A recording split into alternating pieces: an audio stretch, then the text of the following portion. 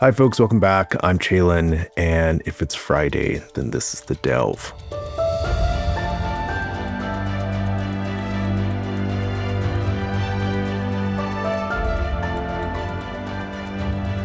Today, we're delving into part 2 of my conversation with Dr. Kevin Carnahan, professor of philosophy and religion and theological fact-checker-in-chief over on TikTok. If you haven't listened to part 1 yet, hit pause and go back. We laid the groundwork there. In this half, we delve further. Elohim is a plural, whether the God of Israel stood among other gods, what to do with flood stories that show up in both Mesopotamia and the Bible, and how to spot a conspiracy theory masquerading as theology. Let's pick up right where we left off. There's part 2 of my conversation with Dr. Kevin Carnahan. Okay, this is my last theological deep dive questions, then we'll go back to the producer's questions. So I want to talk about the similarities between the Noah story and the flood story from Mesopotamia, which is a much older civilization before the Israelites came around. Is this story imported from something that's older, from a time that's older? Yeah. So the answer is doubtless yes. Okay. Now, figuring out. So how do you do the backflips to get that to work? Yeah. My goodness. There are all sorts of ways. So one thing that I think evangelicals will do is they'll claim that the existence of these stories in multiple different cultures is actually evidence that it was a real historical event. Okay. Because if there's stories from all sorts of different places around the globe, then it must have been a global event that there was. And so you've mentioned the Enuma Elish that picks up on these stories. Yes. Or actually Gilgamesh. Gilgamesh, yes. So you've mentioned Gilgamesh, which picks up on some of these stories from Mesopotamia, but also there are other versions of the story that are around. And the process of figuring out a family tree of those is complicated. I think we can say that the version of it that shows up in the Epic of Gilgamesh is influential on the Noah story because there are details that we can pull across between them. Yeah. But there are lots of other flood stories. And this completely makes sense if you think about early human civilization and where early humans tended to settle. Right. Because human beings needed water sources. They needed this in order to keep their crops going, in order to do all this. And so no doubt they settled around lands that could flood fairly easily. And they developed then either regional or global flood stories. If you live in a small village and you have a flood that takes over everything you can see, this probably wasn't that far to go to be like... But 40-day flood. Yeah, it flooded everything, right? Yeah. And then this gets picked up as a story that gets handed on in various versions, in various cultures.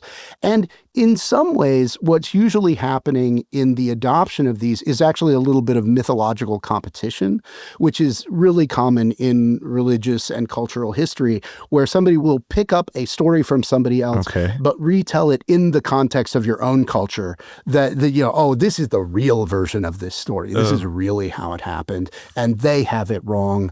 They've got it. And you'll input, of course, your God in the place of their gods. Right. And so you'll explain it so that it is, in fact, about how your culture was superior so in the Noah story, of course, this gives rise to Noah, who has 3 sons. And then there's all sorts of hijinks that get up between the different sons and Noah. And one of them walks in on Noah naked at one point. And so is cursed because of that. Well, that becomes a story about how, that those people are kind of messed up. Let me tell you about why they're really messed up. It goes all the way back to that story about Noah. A great example of that is the story of Lot and Lot's daughters. Is this the one who turns around and she turns into the pillar of salt? So that's his wife. His wife. Okay. That's his wife. As they're running out of Sodom and Gomorrah, God says, right, don't turn around or you'll be cursed. And she turns around and turns into a pillar of salt. So it ends up being him and his two daughters. And they move out into the hills. And according to the story that's found in the Bible, then they think that they're the only people that have survived in the entire world. And the two daughters are like, oh no, what's going to happen? We really are responsible for repopulating the world. But the only guy we have here is Dad. Yeah. And so they get him drunk, they sleep with him, and they produce offspring. And this is like this really weird story, right? What a story. Until you realize it's kind of an Old Testament inbred joke. So it's about, because these people that are supposedly the descendants of Lot and his daughters are the neighboring people to Israel. And you can think about it, how people in the United States talk about people from like Alabama or Arkansas and do these, right? And so this is this, you know how it's That's really funny. Is that what that is? You know why these people are a little bit off? It's because they had a grandma, grandpa-daughter relationship back in their history. Wow. And so on the one hand, it's acknowledging like, no, we're kind of related to them, but they're kind of related to themselves, if you know what I mean. And so, it's one of those places where these stories, these ancient stories have been taken over, right? And used in order to make your own little tribal account of what the history was, why they ended up kind of the way that they are. And we, in some ways, it's another example of how human beings haven't changed that much. We can do this with states in very much the same way that they did it with tribal identities. Right, and we can make, oh, is that your cousin, Mom? Sure.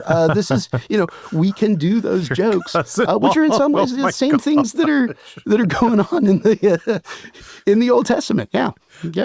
Are there other stories like that are imported into the Bible, but may have originated in other cultures?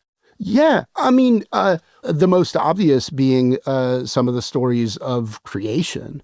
That you go back, like Genesis 1 is doubtless related again to Mesopotamian myth. In the beginning, the first verse of Genesis, where it says that in the beginning, God's breath was on the waters of the deep. The word there is etymologically related to the word deep, is related to the name Tiamat, which in the Mesopotamian myth was this great chaos monster god that was slain in order to create the world.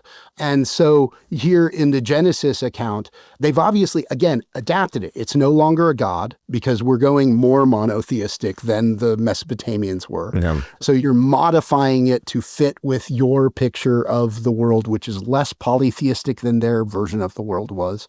But it still includes that in there. In several other places in the Bible, you find the myth that God defeated Leviathan, which is this great multi-headed beast, which is also a part of creation narratives from Mesopotamia. And you can find that in multiple places. Another place where you have... That's in the Bible? Yeah. Oh, yeah. You can find references to that in Isaiah, in the Psalms, and to Leviathan in Job. Oftentimes, people will say that there are two creation stories in the Bible. There's like Genesis 1, then there's Genesis 2 and 3. But there's actually 3 because you can find that Leviathan myth. It's just kind of sprinkled throughout the rest of the Bible. Wow. That they do references to it, and they talk about God defeating the Leviathan. But another place that is a story that no doubt was related to is the story of Cain and Abel. So as it sits right now in the Bible, Cain and Abel is the story of Adam and Eve's children. And of course, Cain kills Abel. And then Cain is left to wander the world. Well, the name Cain is etymologically related to the Kenites, which were a tribe that lived to the south of Israel.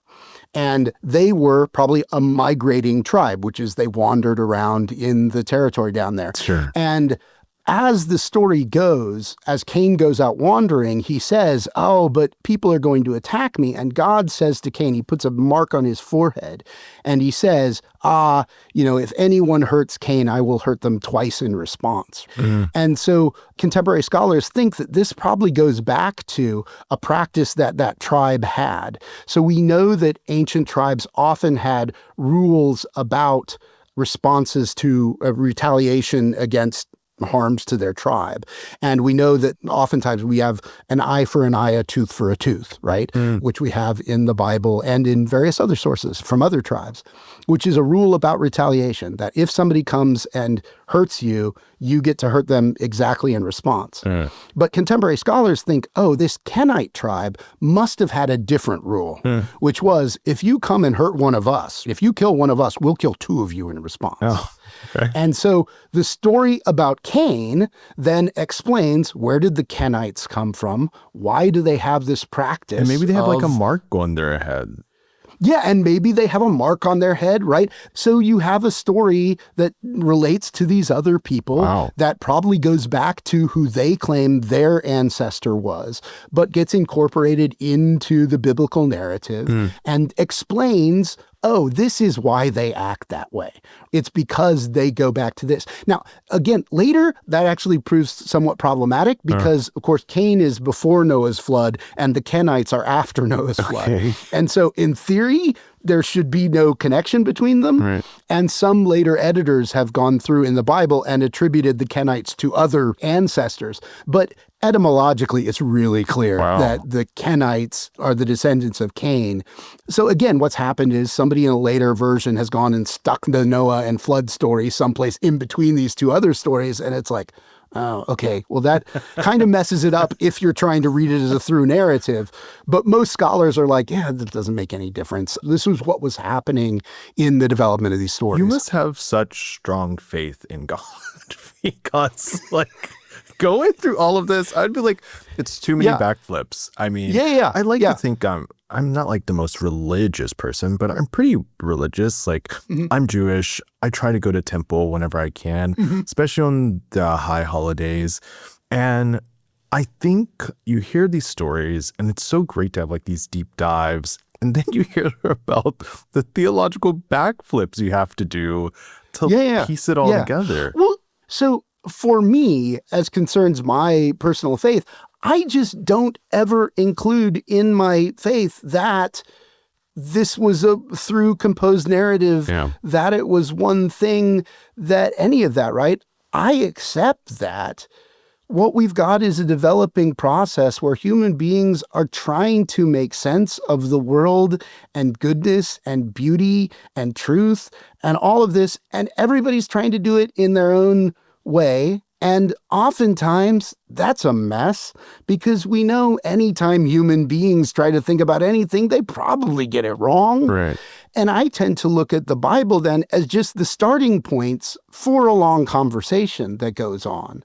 And then I'm able to say about parts of it. I mean, there are Psalms where it says, blessed or happy are those who smash the children of the Babylonians against the rocks, right? And I'm like, yeah, that was not good. That was not a good, cool. That was not a good take. But I mean, the thing is, I can understand the person's anger. I can understand, it's a very human reaction. Right. I understand it and how it relates to truth and beauty and goodness, but I don't have to say, oh, that's a message from God that I should actually do this. Yeah. No, it's an expression of human anger, and it is an expression.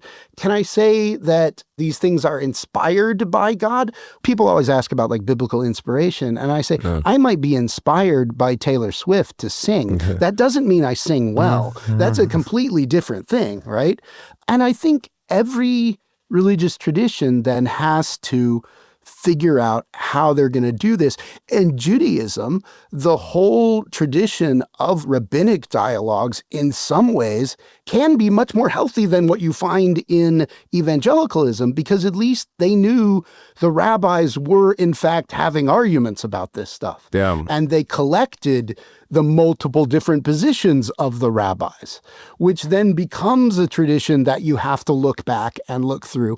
But also, I think that, again, especially when Christians go and they try and critique things like the Talmud, and they look at it and they try and treat it like the Bible, and they'll pull out verses that are like, oh, well, this is what Jews believe. And it's like, whoa, whoa, whoa. No, those you have to understand what the Talmud is. Those are like discussions and arguments. Yeah, they're discussions. They're arguments. They're not like finishing things off. Yeah. Now, of course, I think that there are Jews who can also go back and oversimplify and reify their own like approaches to Scripture. Sure. And there are certainly Jews who do that. But that's one of the places where in Judaism, here are the resources that you have for not doing that. And I think every religious tradition can go in multiple different directions.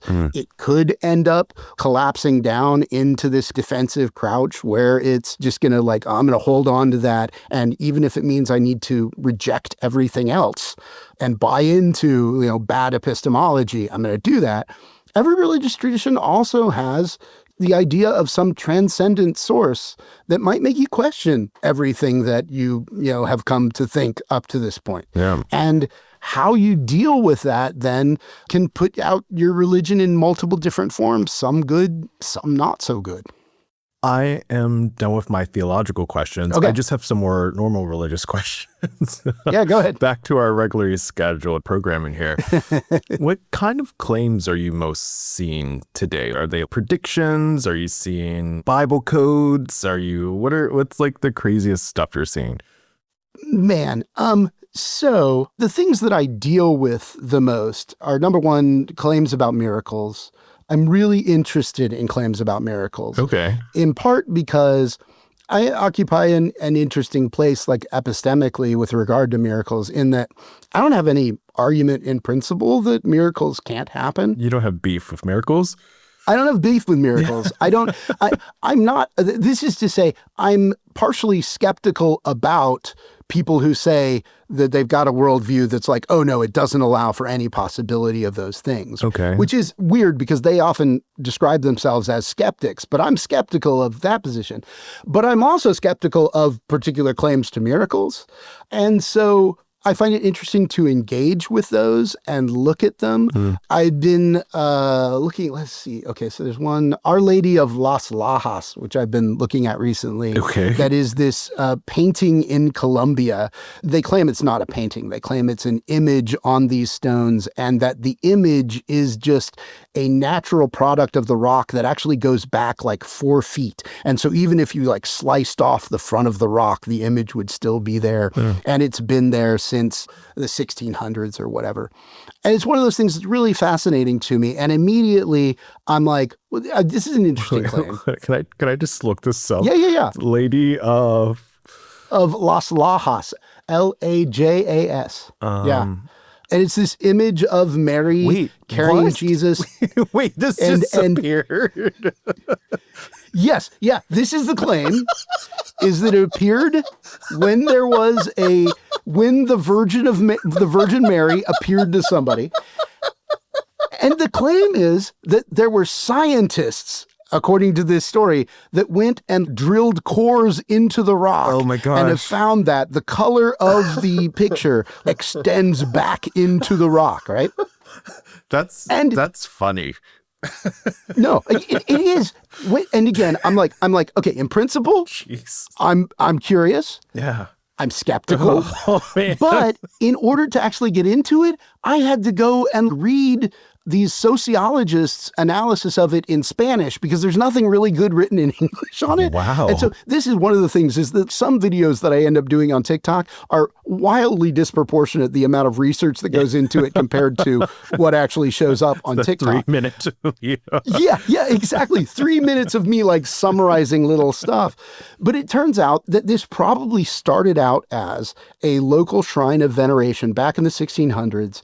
There was probably what was like a watermark on the rock that looked to somebody like the Virgin Mary. Sure. That then somebody went and painted in order to make it more clear what it was. Yes. And then there's this whole school of art that comes out of Peru that produces pictures that look almost exactly like this. And so there's probably an artist in the 1800s who then comes up, who does this painting, and they build the church around it. And so it's true that there are stories about this image going back to the 1600s, but it probably wasn't this image. It was conceptualized differently. And so that's dealing with that. But there are others. So another one that I'm interested in is Our Lady of Zaytun. Oh gosh, I have to look which at is this another one. Marian apparition. So this one you won't find a painting for. You might find some pictures. So Our Lady of Zaytun, it's Zaitun. Oh, yeah. Wait, what is this? This episode of The Delve is produced on Soundly, the AI platform my team and I built to power shows just like this one. If you make a podcast and you're tired of juggling editing tools, noisy audio, and scattered files, Soundly brings everything into one place. It cleans up your sound, speeds up your edits, and helps your show run like a real studio operation. If you're a creator or producer, you can try it at soundlyai.com. That's soundlyai.com. So this is a Marian apparition that shows up above a church in Egypt. Okay. And apparently is Mary that shows up in the form of light. And this one is really fascinating. Oh man. So the first people who witnessed the Lady of Zaytun were Muslims who were across the street, and they thought that they saw a woman who was going to commit suicide by throwing herself off this church. Okay. And so they went and told the priest, and he came out and he was like, no, that looks like Mary. And so then these crowds of thousands of people came to the church and surrounded it. And at some point, they turned off all the street lights because they didn't want any other things going on. And there was an anthropologist from Cairo University that came out and saw lights in the sky over the church. And she writes that if I thought about Mary as I looked at them, I could see Mary, right? And she says, and then I had to be like, oh, no, I'm doing that, right? And so then she kind of readjusted. But this happened over a period of multiple times. There are thousands of people that claim to have seen this Marian apparition. This says it was witnessed by 250,000 people, which sounds like a lot of humans. Yeah, it was over like multiple nights. Wait, it stayed? Yeah, well, it showed up at a particular time, usually between like midnight and 2 o'clock in the morning. Oh. That this apparition would show up. Oh my gosh. Okay. Yeah, and multiple nights. And people would come out and would sit there all night waiting for it. Oh my gosh. And some nights it would show up, some nights it wouldn't. This is just fascinating because I still think that as of today, obviously we could say it's got something to do with the mind shaping your perceptions of an ambiguous like thing. I don't think that, obviously, as the anthropologist says, the people who wanted to see Mary would probably see Mary. Right. It was also a highly contentious time because this was just after Egypt had lost its war with Israel, and there were lots of anxieties in the society. And so she kind of wrote about that, how this might be an expression of social anxiety about Egypt, and God is actually showing that Egypt is going to be okay.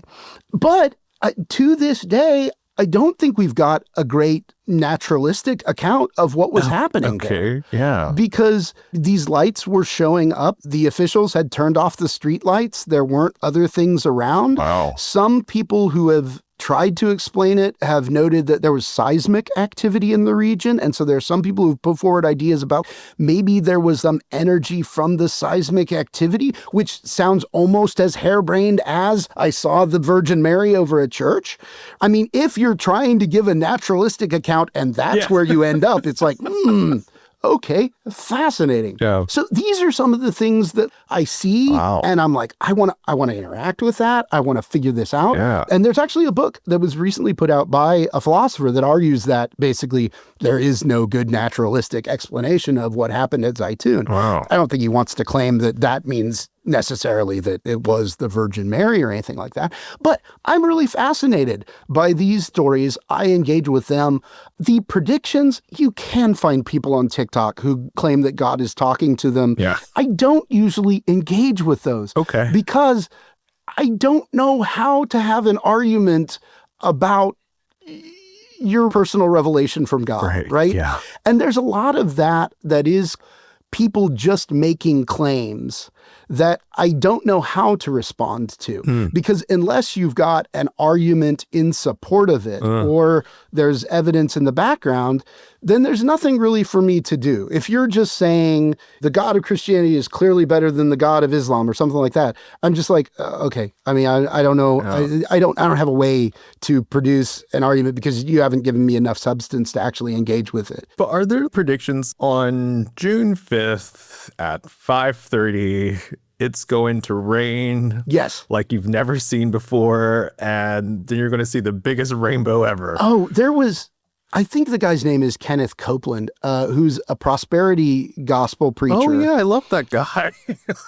who predicted the date of his own death. That God had come and told him he wasn't going to die until this date in the future. And I did post a video saying, I don't have an argument against this yet, but I want to mark this so that... Wait, is it like far off or is it... Yeah, it's like another decade off or something like that. But he's really old. He's pretty old. No, I think he was going to make it to 100 and something, according to his own prediction. He's going to make it to a ripe old age. But again, that was one of those that I thought about, can I respond to this? Because again, it's a personal thing. And I decided finally that what I was just going to do was post a video that says, I don't have an argument against this yet, but I want you to know the date has been marked. We'll come back to it at the point that there is evidence. I suspect there will be evidence in the future. I'm going to come back and assess this claim. The other set of things are usually things that are text-based, things that are biblical claims, and all of these arguments about the Bible tells you about the Trinity, or the Bible clearly presents monotheism in the Old Testament. And there I overlap with some other scholars that are also really good. I mean, Dan McClellan is just a monster at this stuff. He's another scholar who's on TikTok who does really excellent work. Probably better than I do, because he has adopted it as his full-time job now, that he is just a public scholar who's engaging with these things. And my goodness, if I tell you the amount of the research that I do can be disproportionate, the amount of research that he does can be really disproportionate to the amount of time that he spends on it in a video. Wow. But there are a few of us that are kind of scholars that engage with this stuff. One of the problems that I face is exactly the problem of misinformation, that evangelical communities have developed epistemic rules that protect them from the critiques that people like Dan and I do. In part, that is a rejection of kind of scholarly expertise. So evangelical communities have inoculated themselves against claims by people who are professors in universities. They're like, well, if you're a professor, you definitely don't know what you're talking about, which is just this fascinating, again, dialogue that you get into in popular culture that would never happen in academia. We look at each other and we're like, okay, where did you go? What have you written? And we look at these things and we take them as evidence that you, in fact, do know what you're doing. Whereas it's exactly the inverse if you get into some of these communities where they're like, oh, you have been an academic, you got a PhD, and you are not trustworthy, right? Which is very odd. It's one of those things that you have to do, though, as a community if you're going to... So as I say, like the evangelical community comes up with these defensive strategies to try and protect those beliefs that they need to hold on to in order to move themselves forward. And they learned really quickly that academics would just rip those apart. And so one of the defense mechanisms is to say, oh, these people are the people that are untrustworthy. It's, again, very similar to the things that you find in vaccine denial, where the people who are vaccine denialists will go at the institutions like the National Institute of Health and say, whatever the National Institute of Health comes out with, that's what you shouldn't believe. Which is, of course, the opposite of what people who are properly functioning. And now, unfortunately, that has infected the National Institute of Health in a way that is now making me question, like, because you've got all these Trump people that didn't, believe the National Institute of Health. Maybe now you do have to question the National. Yeah, exactly. I mean, full circle. Yeah. No, it is. It really is. But it's one of those things that if you're a member of that community, those become the rules for knowing things in a way that, again, protects your belief from those critiques from the outside. And everybody's got some of these that their community does. Everybody has some of these that they're... But if you end up developing those around a false belief, then it can really mess you up. Sure. Yeah. You have this really amazing catchphrase that cracks me up. Jesus is disappointed. Do better. Jesus is disappointed. Yeah. Yes. So what do you think Jesus would be most disappointed about today? Oh, my goodness. So actually, I think Jesus is disappointed in just about everything. This is So occasionally I will get pushback where people are like, who are you to say what Jesus would be disappointed in, right? And my response to that is, I'm sure Jesus is disappointed in me using the phrase. Like, that's not, of course, that's got to be right. Let's start there, right? Jesus is disappointed in me for doing any of this. I am not claiming that Jesus is not disappointed in me. So I think rhetorically why I like the phrase. So there are reasons that I don't like the phrase, because I do think it could come across as judgmental. It could come across... I think it's really funny. It could come across as... and that's how I intend it, is not in any of those ways. But rhetorically, I do like it in the sense that I think it turns on its head the kinds of claims that evangelicals often make. Because what they're doing is exactly claiming the authority of God, claiming the authority of the revelation for themselves. And I think saying, Jesus is disappointed. Your epistemic practices are not very good. Yeah. You haven't thought this through very well. I think Jesus would want you to go back and redo that. Yeah. I will also say that there are some things, because one of the things about being online is that you have to deal with people who are just trolls, right? Sure. People who are telling me in my comments that I'm clearly going to hell, that I don't understand any of this, all this stuff. And I do, again, one of these things that's mixed. I will respond to people saying, I hope you find Jesus someday, just because this is one of those kind of evangelical things. Sometimes I complain about passive aggressive prayer, where people are like, I'll pray for you. Which is this kind of like, it seems like on its face, it should be a nice thing, but it's clearly an insult. Marjorie Kempis, apparently, I don't know if you know the history of indulgences. Indulgences were these things that you could buy from the Catholic Church in order to get yourself or someone else out of purgatory because you've done too many bad things. Okay. And you could do this in the medieval period. And Marjorie Kemp, who's a medieval mystic and practical saint, she went and she bought indulgences for her enemies, which I think is the funniest thing in the world, because you can imagine being like, oh, you've been kind of an ass. Here you go. You'll need this at some point. Oh my gosh. So I think it's funny. I enjoy the rhetoric of it. And it was just a thing that I said on a video at one point and people really liked. And I was like, that is good. I need to keep that. And so I've kind of picked it up as a tagline. There are limitations to it. I can only really do it when I'm responding to a Christian because it doesn't work. There are sometimes when I'm responding to Muslims. Muslims also have respect for Jesus. And so there are times when I do that.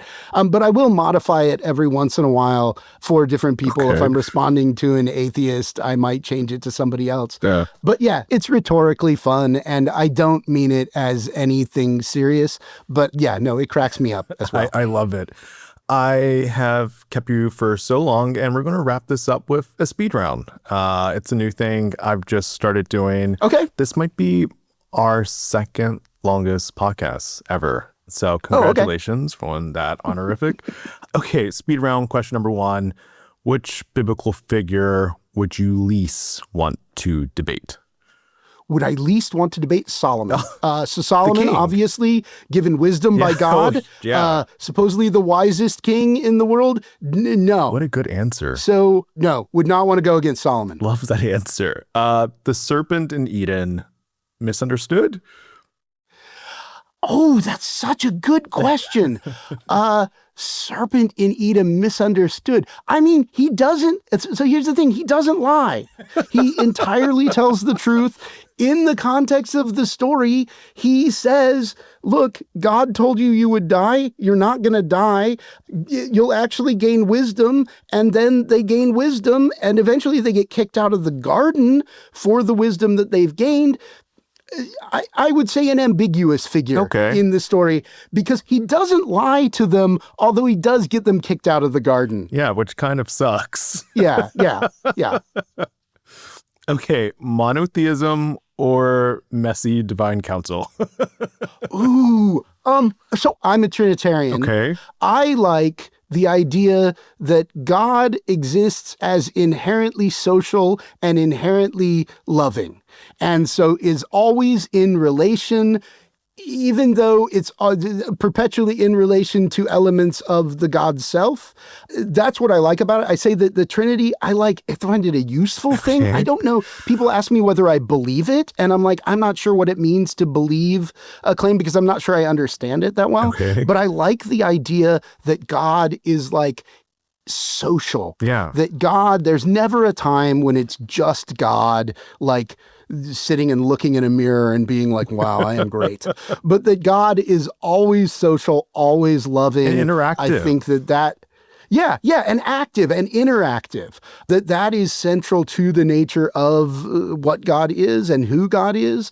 So that helps me think about God. So I'll take the middle position. I will go with Trinitarian. I can get into that. Biggest biblical conspiracy theory that just won't die. Biggest biblical, well, that's got to be the Noah's Ark. I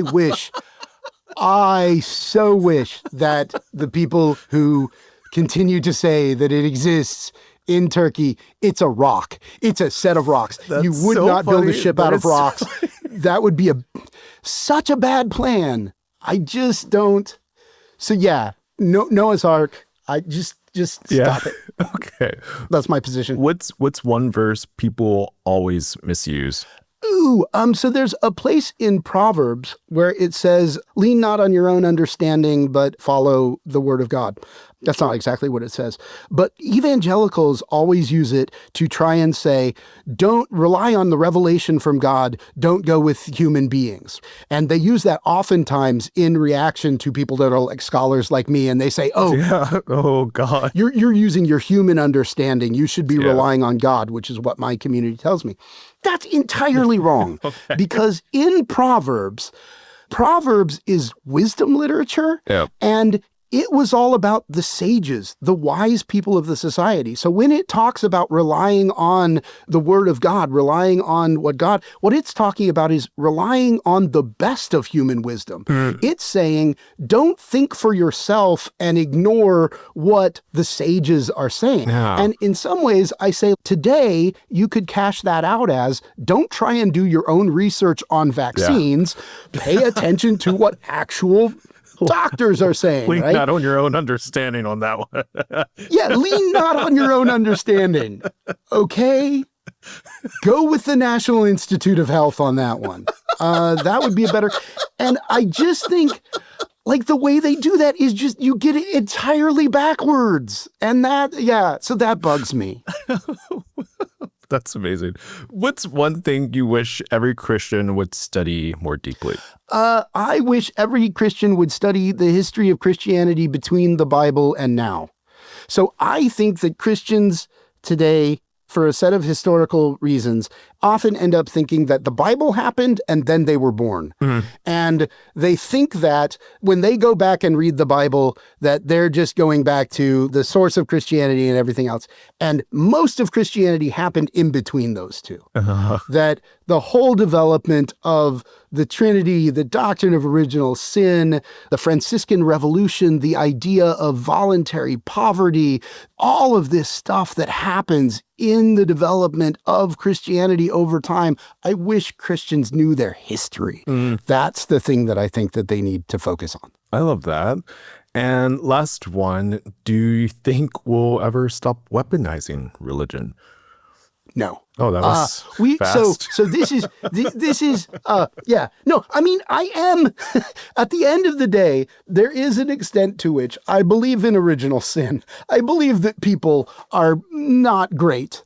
So I think part of this is like built into us. Mm. As I said when talking about misinformation, like I think misinformation gets started on the basis of some things that just all communities do automatically in order to organize ourselves. Mm. And I think part of the things that we do to organize ourselves necessarily set us against other people, because one of the ways that we organize ourselves is to say we're not those people. And so long as we have that, we can hold ourselves together. I mean, a great example of this is just the United States was much more unified so long as the United States had the Soviet Union as a them that we could be the opposite of. And you see, when the Soviet Union collapses, then inside the United States, we've got to define ourselves against each other. And so we see in part partisanship coming about today as, you know, we don't have somebody else to define ourselves against. And people have tried to come up with, oh, we're going to define ourselves against, you know, the Muslims. We're going to define ourselves against, and none of those really work. Wow. And we end up then having Democrats and Republicans define ourselves against each other. And so that's one of the dynamics. I think that people, as we go, some of that is just built into how human beings are. And I think that there will always be bad uses of those tendencies. Those tendencies are in part inborn. They're in part things that we have to do to coordinate ourselves, but in part, they always produce abuses. And that happens in every community. It, again, can be aggravated by claims to like, oh, not only are we not you, but God is on our side. Not only are we not you, but God is the one who told us to do things this way, as opposed to the way that you do things. And I don't think that will ever end. I think it is a perpetual fight between relatively better and relatively worse tendencies in those possibilities for humanity. And final question, what makes you hopeful? Oh, am I hopeful? Oh, gosh. Yeah, right? What makes me hopeful? What makes me hopeful is, so I'll give a theological answer to this. What makes me hopeful is exactly the central idea in Christianity, which is that at the darkest moment in the narrative, Jesus is picked up, he's crucified. Yeah. It looks to his followers like everything has gone wrong. God has abandoned him and he's dead. The whole narrative of Christianity then turns around the idea that no matter how bad things get, God isn't done with things. That there is an idea that, as I would put it, like goodness, truth, and beauty don't go away. And no matter how much we screw things up, we can only impinge upon those things over the long term. They continue on. And even if it's not an immediate possibility, I believe in what I would call resurrection, that those things continue to exist. They continue to work in the world. I watch on TikTok these videos where people like save sharks on the beach, right? A shark has come up and stuck itself on the beach, and some poor idiot is like, I am going to go and grab that shark and put it back into the water. And I think there is nothing rational about this, right? Yeah. Here is a shark that might eat you if you were out there, but you feel I should do this. And those kind of things remind me that goodness, truth, and beauty are real things in the world, and that even though we can mess things up royally, those things don't actually go away. And even if in this context in which they appear irrational, they don't go away. And that ultimately is my greatest reason for believing in God, who is truth, beauty, and justice, is because I keep seeing those things that even in the midst of all the injustice and everything else keeps happening. Yeah. What a sermon right there. That was good. Yeah. I'm sorry. I apologize. That was good. Kevin, this was so much fun. Yeah, it's a blast. That was incredible.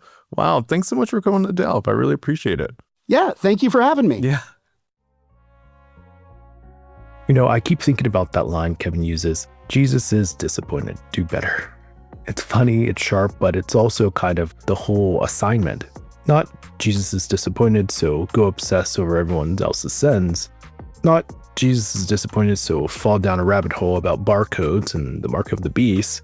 It's do better in how we read, in how we listen, and how we treat people who don't fit neatly into our tribe. If there's one thing I'm taking from this conversation, it's that religious conspiracy theories don't just misread ancient texts. They shrink God down to the size of our fears and our grudges. The harder work, the work Kevin's doing in the classroom and online, is about something else. Learning to say, I don't know yet. Learning to check the source. Learning to ask, is this drawing me toward compassion or just giving me permission to be cruel in God's name? So if you've ever felt pushed out by bad religion or overwhelmed by the noise online, I hope this episode gave you a little more language, a little more grounding, and maybe permission to be both curious and careful. Huge thanks to our guest, Dr. Kevin Carnahan, for joining us and for the work he's doing on TikTok and his writing and with his students. We'll drop his links to his work in the show notes so you can keep up with him there. As always, thank you to the team behind The Delve, production, sound, everyone who makes these conversations possible. And to you for listening, sharing, and thinking through this with us instead of just scrolling past it. If this episode resonated with you, please take a second to leave a 5-star rating and a short review wherever you're listening. It really does help more people find the show. And send this one to the friend who's always sending you wild religious TikToks. In love, obviously. I'm Chalin. This is The Delve. Thanks for being here, and I'll see you next Friday. The Delve is produced on Chalin, the AI platform we built for podcasters. You can learn more at chalinai.com.